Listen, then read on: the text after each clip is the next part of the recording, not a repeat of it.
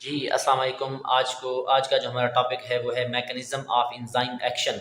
तीसरे chapter first year biology से हमने एंजाइम के काम करने का तरीक़ाकार देखना है कि एंजाइम जो है वो किस तरह से काम करते हैं। सबसे पहले जो है हम देखते हैं कि एंजाइम के अंदर मखसूसियत पाई जाती है, स्पेसिफ़िसिटी पाई जाती है। तो वो किस तरह पाई जाती है? तो अगर हम बात करें कि एंजाइम जो हैं सारे के सारे एंजाइम क्या होते हैं, 3 डायमेंशनल ग्लोब्यूलर प्रोटीन होते हैं। इनके पास जो है इनकी जो कंपोज़िशन जो है, केमिकल कंपोज़िशन, इनकी बनावट जो है वो क्या होती है, स्पेसिफ़िक होती है। इनकी शेप भी जो है वो मखसूस होती है और इनके अंदर जो अमीनो एसिड्स जो हैं वो भी क्या होते हैं, हर एंजाइम के पास मखसूस अमीनो एसिड मौजूद होते हैं। इस मखसूसियत की वजह से या इसकी अपनी ख़ासियत की वजह से हर एंजाइम जो है वो क्या करता है, मखसूस सबस्ट्रेट को रिकॉग्नाइज़ करता है, पहचान करता है, उसकी उसके साथ रिएक्ट करता है, उसको कन्वर्ट कर देता है किस चीज़ के अंदर, प्रोडक्ट्स के अंदर। अब जब प्रोडक्ट्स के अंदर चेंज हो जाता है, मतलब कि वो जो एंजाइम हैं वो अटैच होते हैं सबस्ट्रेट के साथ, एंजाइम सबस्ट्रेट कम्प्लेक्स बनता है। उसके बाद जो है वो जो सबस्ट्रेट थे उसको एंजाइम कन्वर्ट कर देते हैं किस चीज़ के अंदर, प्रोडक्ट के अंदर। और जो एंजाइम जो है वो क्या हो जाते हैं, बगैर तब्दील किए, अनअल्टर्ड, मतलब उनके अंदर कोई भी तब्दीली नहीं आती, वो अपनी शक्ल सूरत वैसी की वैसी रखते हैं और वो वहाँ से प्रोडक्ट से क्या हो जाते हैं, जुदा हो जाते हैं, अलहदा हो जाते हैं। इसी वजह से एंजाइम जो है वो क्या करते हैं, बार बार इस्तेमाल किए जा सकते हैं।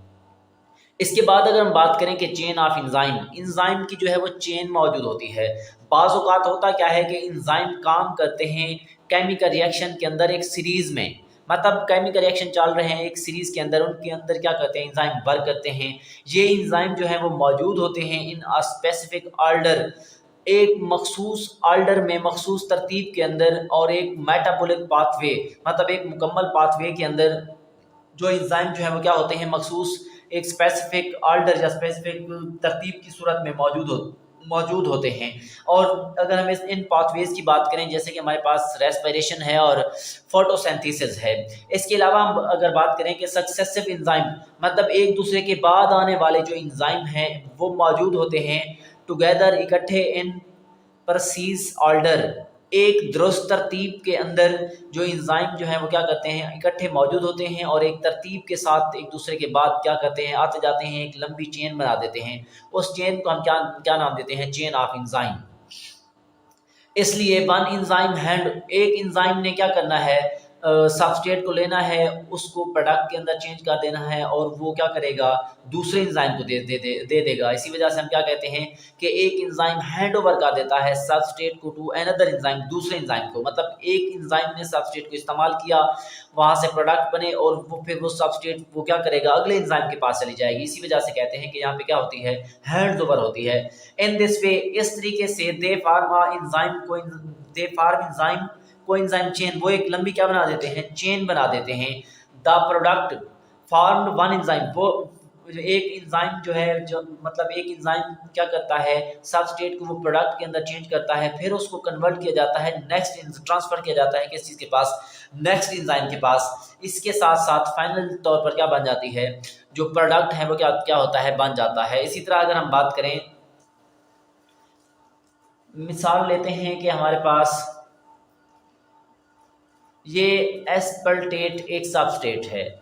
यहाँ पे आपको एक सबस्ट्रेट नज़र आ रहा है, सबस्ट्रेट यहाँ पे ये एंजाइम 1 है। यहाँ से सबस्ट्रेट इसके साथ एक्टिव हो, मतलब अटैच हो जाता है। इस सबस्ट्रेट की 2 साइट हैं, एक को हम एलोस्टैटिक साइट कहते हैं, दूसरी को हम एक्टिव साइट कहते हैं। अब ये जो हमारे पास एस्पर्टेट है, ये एक जिसे आप कह लें कि सबस्ट्रेट है, इसके साथ अटैच हो जाता है एक्टिव साइट के साथ। अब ये जो एंजाइम है, ये जो एक्टिव साइट वाला ये वाला एंजाइम है, ये इसको कन्वर्ट कर देता है किस चीज़ के अंदर, प्रोडक्ट ए में। अब प्रोडक्ट ए जो है वो क्या होगा, दूसरे एंजाइम के पास जाएगा, दूसरा एंजाइम इसको प्रोडक्ट को फिर चेंज करेगा किस चीज़ के अंदर, बी में। इसी तरह फिर तीसरे एंजाइम के पास जाएगा, वो भी इसी तरीके से सी के अंदर चेंज करेगा। इसी तरीके से हमारे पास क्या होता है कि एंजाइम की एक लंबी चेन बन जाती है। पहला एंजाइम जो है वो क्या करता है, पहले सबस्ट्रेट को पकड़ता है, उसको दूसरे को दे देता है, दूसरा तीसरे को, तीसरा चौथे को, चौथा पांचवें को, और फाइनली आप देख सकते हो कि यहाँ पे हमारे पास फाइनल प्रोडक्ट बन गया है, जिसको हमने क्या नाम दिया हुआ है, थ्रियोनीन का। अब अगर सेल के अंदर थ्रेओनीन मतलब इस प्रोडक्ट की मिकदार काफ़ी बढ़ गई है। ये एरो शो कर रहा है कि इसकी मिकदार क्या हो गई है, बढ़ गई है। मिसाल के तौर पर सेल को मतलब 10 नंबर या 10 की तादाद चाहिए थी इस चीज़ की, तो अगर इसकी तादाद ज़्यादा होगी, जब इसकी तादाद ज़्यादा होगी तो ये खुद ब खुद वापस चला जाएगा और इसकी एक्टिव साइट को क्या करेगा, रोक देगा, कि प्रोसेस को क्या करेगा, रोक देगा कि अभी आगे नहीं चलना। तो इस प्रोसेस को हम नाम देते हैं फीडबैक मैकेनिज्म या फीडबैक इनहिबिशन। अब फीडबैक का मतलब क्या है कि मुख्तलिफ केमिकल रिएक्शन हो रहे हैं। मिसाल के तौर पर एक केमिकल रिएक्शन हो रहा है, उसके अंदर रिएक्टेंट्स आपस में मिल रही हैं और क्या बन रहा है, प्रोडक्ट बन रहा है। अब अगर एक केमिकल रिएक्शन के दौरान जो प्रोडक्ट बनता है वो प्रोडक्ट ही उस केमिकल रिएक्शन को कंट्रोल करे, स्टॉप करे या तेज कर दे, ये प्रोसेस कहलाता है क्या चीज़, फीडबैक मैकेनिज्म। और क्योंकि यहाँ पे फीडबैक मैकेनिज्म की दो टाइप्स होती हैं, दो अकसाम होती हैं, पॉजिटिव फीडबैक मैकेनिज्म और नेगेटिव। अगर जो प्रोडक्ट हैं वो रिएक्शन की रफ्तार को बढ़ा रहे हैं तो ये क्या है, पॉजिटिव फीडबैक मैकेनिज्म है। अगर रोक रहा है या कम कर रहा है तो वो क्या है, नेगेटिव फीडबैक मैकेनिज्म है। अब आप यहाँ पे देख सकते हो इसकी मिकदार बढ़ी तो इसने जाकर इसकी एक्टिव साइट को क्या कहा कि स्टॉप कर दो, रिएक्शन जो है वो रुक गया है। तो इसको हम एक और नाम देते हैं प्रीकर्सर एक्टिवेशन। जैसे कि हमारे पास इनिशियल सबस्ट्रेट था, पहला सबस्ट्रेट था, इसको दिया गया किस चीज़ को, एंजाइम 1 को, उसने इसको कन्वर्ट किया बी के अंदर, फिर ये दे दिया गया एंजाइम 2 को, फिर उसको कन्वर्ट कर दिया गया किस चीज़ के अंदर, एंजाइम 3 के अंदर, उसको भेज दिया गया किस चीज़ के पास, एंजाइम नंबर 3 के पास। अब एंजाइम ने इसको कन्वर्ट कर दिया प्रोडक्ट में डी में और उसको फिर दे दिया गया किस चीज़ को, एंजाइम नंबर 4 को उसने कन्वर्ट कर दिया फाइनल प्रोडक्ट में। अब जब यहाँ पे फाइनल प्रोडक्ट के अंदर अगर इसकी मिकदार ज़्यादा हो गई है ज़रूरत से, तो ये क्या करता है, फीडबैक इनहिबिशन शो करता है, जिसकी वजह से रिएक्शन क्या हो जाता है, स्टॉप हो जाता है। अब आप देख सकते हो कि increase in concentration of substrate की कंसंट्रेशन में इजाफा क्या करे कि रिएक्शन की रफ्तार को तेज कर दे। इस प्रोसेस को हम नाम देते हैं प्रीकर्सर एक्टिवेशन या प्रीकर्सर एक्टिविटी। तो इसके अलावा अगर हम बात करें कि हमारे पास फार्मेशन होती है एंजाइम सबस्ट्रेट कम्प्लेक्स के, एंजाइम और सबस्ट्रेट कम्प्लेक्स जो है वो कैसे बनते हैं। तो सबसे पहले बात करें कि एंजाइम जो हैं और एंजाइम और सबस्ट्रेट रिएक्ट करते हैं एक दूसरे के साथ, किस चीज़ की मदद से, एक्टिव साइट की मदद से। मतलब एक्टिव साइट होती है वहाँ पे जो, मतलब एक मिसाल के तौर पर मैं आपको यहाँ पे डायग्राम बनाकर दिखाऊं कि ये हमारे पास एक एंजाइम है, मिसाल ले रहा हूँ, ये एंजाइम के ऊपर ये छोटा सा हिस्सा है ये वाला, इसको हमने एक्टिव साइट का नाम दिया हुआ है। अब जो सबस्ट्रेट होता है ये यहाँ पे अटैच हो जाता है, कंबाइन हो जाता है, यहाँ पे एक सबस्ट्रेट, मतलब ये एक्टिव साइट है एंजाइम की और ये क्या है, सबस्ट्रेट है। सबस्ट्रेट और एंजाइम आपस में मिलते हैं तो क्या बनता है, एंजाइम सबस्ट्रेट कम्प्लेक्स बनता है। अब आप देख सकते हो कि किस चीज़ की मदद से जुड़े हैं, एक्टिव साइट की मदद से। मतलब एंजाइम और सबस्ट्रेट रिएक्ट करते हैं एक दूसरे के साथ, किस चीज़ की मदद से, एक्टिव साइट की मदद से। Amino acids are present in the peptide chain, मतलब एक्टिव साइट जो है उसके अंदर पेप्टाइड चेन मौजूद होती है। पेप्टाइड चेन के अंदर क्या चीज़ मौजूद होती है, इमाइनो एसिड्स मौजूद होते हैं। ये इमाइनो एसिड जो है क्या करते हैं, चार्ज बनाते हैं and shape of active site को क्या कर देते हैं, चार्ज अप कर देते हैं, मतलब चार्ज बनाते हैं वहाँ पे और उसकी साख्त को बना देते हैं, उसकी शक्ल बना देते हैं। ये इमाइनो एसिड जो है वो एक दूसरे के क्लोज आते जाते हैं और एक लंबी चेन बन जाती है, एक लंबी क्या बन जाती है, चेन बन जाती है। इसी वजह से ये इमाइनो एसिड जो है वो क्या हो जाते हैं, एक दूसरे के करीब आ जाते हैं, क्लोज हो जाते हैं और वो तरतीब पा जाते हैं एक स्पेसिफिक वे में। अब स्पेसिफिक वे के अंदर किस तरह तरतीब पाएंगे, by folding and coiling of polypeptide chain. जो पॉलीपेप्टाइड चेन लंबी बनी थी वो आपस में क्या होगी, क्वाइल्ड होगी और फोल्ड होगी और किस चीज़ को बना देगी, पॉलीपेप्टाइड चेन को बना देगी। ये कहाँ पे, ये सारे का सारा सिलसिला जो है वाक़या कहाँ पे हो रहा है, ग्लोब्यूलर स्ट्रक्चर ऑफ प्रोटीन के अंदर। इसी तरह अगर हम बात करें कि एंजाइम के काम करने के लिहाज से या एक्टिव साइट के काम करने के लिहाज से जो है दो मॉडल्स पेश किए गए। उनमें सबसे पहला मॉडल जो है उसको हम नाम देते हैं लॉक एंड की मॉडल और दूसरा जो है वो क्या है, इंड्यूस्ड फिट मॉडल। पूरे टॉपिक के सबसे अहम और इम्पॉर्टेंट शॉर्ट क्वेश्चन जो है वो यही दो हैं कि लॉक एंड की मॉडल क्या है और इंड्यूस्ड फिट मॉडल क्या है।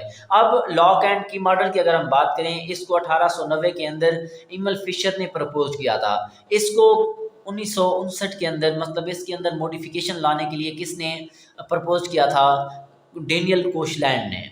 इसके अलावा अगर हम बात करें कि लॉक एंड की मॉडल कहता क्या है, इस मॉडल के मुताबिक जिस तरह एक मखसूस चाबी जो है वो एक मखसूस ताले को खोल सकती है, उसी तरह मखसूस इंजाइम ही स्पेसिफिक या मखसूस सबस्ट्रेट को कन्वर्ट कर देते हैं किस चीज़ के अंदर, प्रोडक्ट्स के अंदर। मतलब इंजाइम और सबस्ट्रेट एक दूसरे के लिहाज से क्या हूँ, स्पेसिफिक हूँ, मखसूस हूँ, तब ही वो जो इंजाइम है वो कन्वर्ट करते हैं किस चीज़ को, सबस्ट्रेट को, प्रोडक्ट्स के अंदर। अब इस मॉडल के मुताबिक एक्टिव साइट जो है वो रिजिड स्ट्रक्चर है, एक सख्त साख्त है, इसके अंदर कोई भी फ्लेक्सिबिलिटी, कोई भी चेंजेस नहीं आती रिएक्शन के दौरान भी और रिएक्शन के बाद भी। इसके अलावा अगर हम बात करें कि लॉक एंड की मॉडल के मुताबिक जो एक्टिव साइट है वो एक टेम्पलेट मतलब सांचे के तौर पर काम करती है। इसी तरह अगर हम बात करें इंड्यूस फेट मॉडल की, इस मॉडल के मुताबिक सबस्ट्रेट जो है वो कंबाइन हो जाती है किस चीज़ के साथ, इंजाइम के साथ। उसके बाद ये क्या करती है, उसके अंदर चेंजेस लाती है उसकी साख्त के अंदर। मतलब इसकी साख्त क्या थी, इनके पास कोई भी फ्लेक्सिबिलिटी नहीं थी, उसके अंदर कोई भी तब्दीली नहीं आती थी, यहाँ पे क्या हो जाती है, फ्लेक्सिबिलिटी मौजूद है। दीज चेंजेस इनेबल्स, ये चेंजेस जो हैं वो काबिल बनाती हैं इंजाइम को कि किसके लिए, ताकि वो कैटालिटिक एक्टिविटी शो करे, ताकि वो प्रोडक्ट्स सबस्ट्रेट को के साथ अटैच हो और उसको सबस्ट्रेट के अंदर सबस्ट्रेट के साथ अटैच हो और उसको प्रोडक्ट के अंदर कन्वर्ट करने में क्या हो, इसको मतलब आसानी हो। ये क्या कहता था कि जो एक्टिव साइट है वो रिजिड स्ट्रक्चर है, और ये क्या कहता है कि रिजिड स्ट्रक्चर नहीं है। एक्टिव साइट वो क्या कहता था, फ्लेक्सिबल नहीं है, ये क्या कहता है कि फ्लेक्सिबल है और इसके अंदर तब्दीलियां लाई जा सकती हैं। यहाँ पे जो एक्टिव साइट थी वो टेम्पलेट के तौर पर काम करती थी, और यहाँ पे एक्टिव साइट टेम्पलेट के तौर पर काम नहीं करती।